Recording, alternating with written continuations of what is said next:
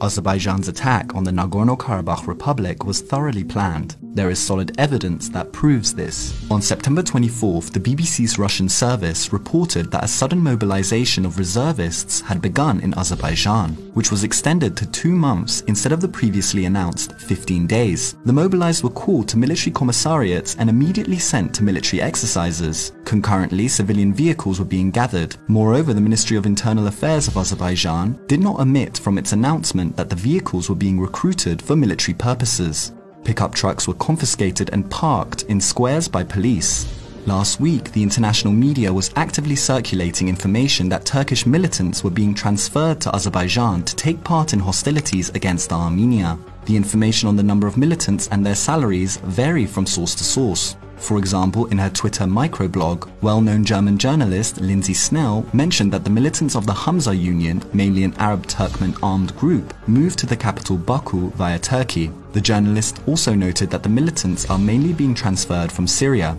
Apart from that, she published a recording which states that about 1,000 militants will be transferred to Azerbaijan between September 27th and 30th. Another entity close to the Turkish-backed Syrian National Army has also stated that Turkey had promised to pay $1,800 to each militant destined for Azerbaijan. According to the information, the SNA sent several groups of militants to Azerbaijan. At the same time, over the past month, flights of Turkish cargo warplanes to Azerbaijan have reached an unprecedented level. These movements by the Turkish Air Force had most probably one main goal: to supply military equipment to Azerbaijan. The Azerbaijani side warned its population about the launch of military operations even on the eve of the offensive. On social media, videos calling for no footage to be taken showing the movements of Azerbaijani armed forces. Tural Ganjaliev, a member of the Azerbaijani parliament who is engaged in anti-Armenian activities, also called on people to not publish any photos and videos from the front line. Such actions make it obvious that the Azerbaijani side purposefully prepared for the attack and prepared its society for that.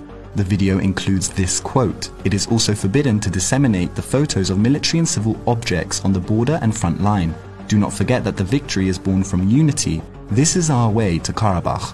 2 days before the attack on September 25th, Azerbaijan refused the request of the personal representative of the OSCE chairman in office to conduct a monitoring mission on the front line, which plainly shows that the aim of Azerbaijan was to hide its plans of starting a war.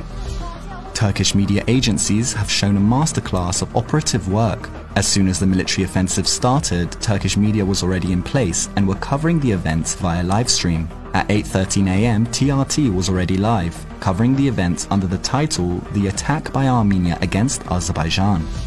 Under no circumstance could Turkish film crews reach Azerbaijan in 1 hour, move to the front line, and start live coverage of events. These events were all accompanied by military rhetoric and calls for violence, both in the country and on the international arena. The Azerbaijani military and political authorities were openly speaking about attacks and the consequent cases of violence.